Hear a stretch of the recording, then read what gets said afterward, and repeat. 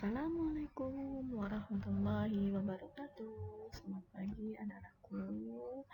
Hari ini kita akan belajar tentang materi ghibah dan tabayun. Semoga kita bisa memahami materi kali ini ya.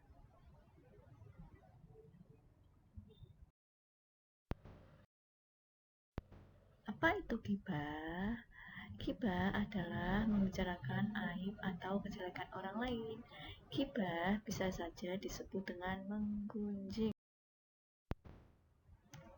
Dalil larangan ghibah adalah Quran Surat Al-Hujurat ayat 12. Bismillahirrahmanirrahim.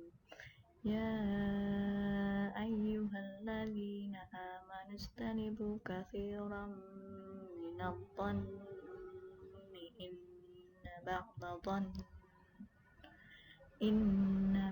dhanni ithmun wa la tajassasu wa la yaghtab ba'dukum ba'dha ayuhibbu ahadukum an ya'kula lahma akhihi maitan fakarihtumuh wattaqullah innallaha tawwabur rahim, yang artinya, hai orang-orang yang beriman, jauhilah kebanyakan purbasangka atau kecurigaan, karena sebagian dari purbasangka itu dosa, dan janganlah mencari-cari keburukan orang, dan janganlah menggunjingkan satu sama lain.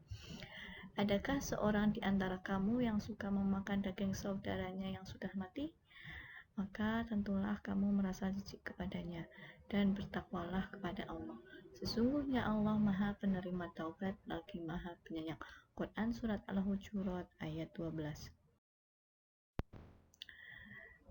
Apa sih dampak negatif ghibah? Dampak negatif ghibah diantaranya yang pertama, menimbulkan pertikaian. Yang kedua, merendahkan orang lain di mata masyarakat. Yang ketiga, rusaknya persaudaraan. Yang keempat, rusaknya hubungan sosial di masyarakat. Yang kelima, memunculkan sikap saling curiga.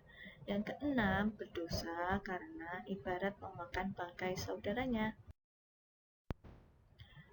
Apa sih agar kita bisa terhindar dari perbuatan ghibah atau menggunjing? Cara menghindari ghibah yaitu yang pertama, membiasakan untuk mawas diri, mengingat-ingat kebaikan orang lain. Yang ketiga, bergaul dengan orang soleh, tidak mudah percaya kepada berita yang tidak jelas sumbernya, mengalihkan pembicaraan ghibah, menyadari bahwa kita punya kekurangan. Apa sih tabayun? Tabayun secara bahasa artinya mencari kejelasan tentang suatu. Secara istilah, tabayun artinya proses meneliti dan menyeleksi berita. Dalil tentang tabayun, Quran Surat Al-Hujurat ayat 6.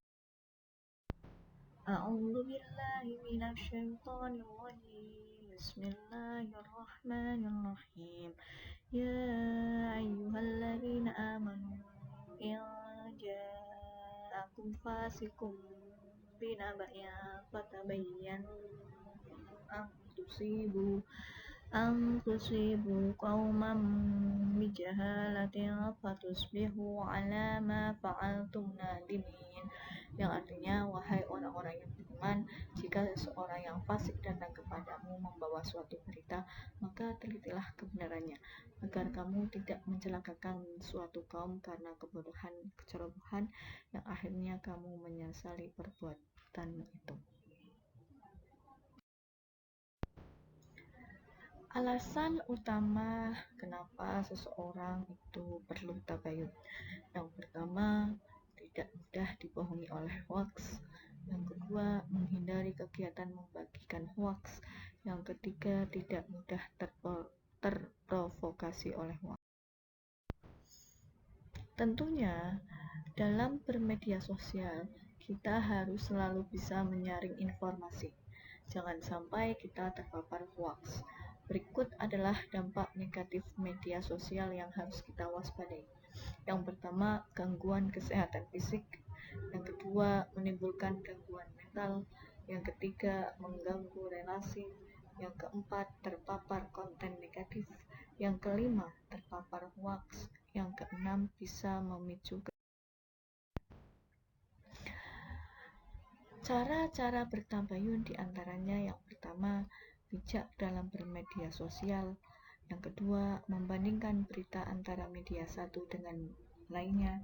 Yang ketiga, rajin membaca agar wawasan kita luas. Yang keempat, jangan langsung percaya tanpa ada bukti.